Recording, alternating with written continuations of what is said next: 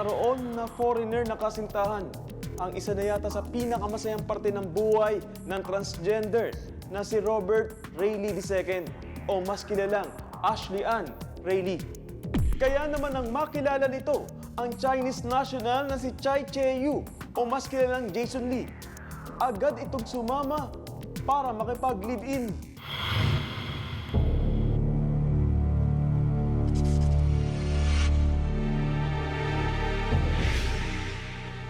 Isang buwan pa lang magkakilala ang trans-Pinay na si Ashley at ang Chinese national na si Chai Che-yu. Agad nagkagustuhan ng dalawa at nagsama na parang mag-asawa. Sa isang kondo sa Pasay, nanirahan ang dalawa. Hindi naman lingid kay Ashley na turista lang si Chai Che-yu sa bansa. Pero nito ika-4 ng Hunyo taong kasalukuyan, nang biglang umalis si Chai Che-yu sa kanyang kondominium, dala ang kanyang mga gamit. Wala na yung kasama niya. Hindi na namin nakita pa sa footage na lumabas pa. Kinabukasan, natagpuan sa loob ng maleta si Ashley, patay at may tama ng saksak sa leeg bago itinapon sa Coastal Road sa Bacoor, Cavite.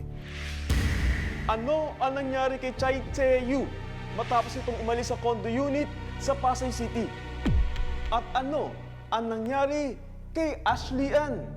Abangan yan bukas sa pagpapatuloy ng Balita Serye. Sure to come back. Use 5 everywhere. Copyright 2016.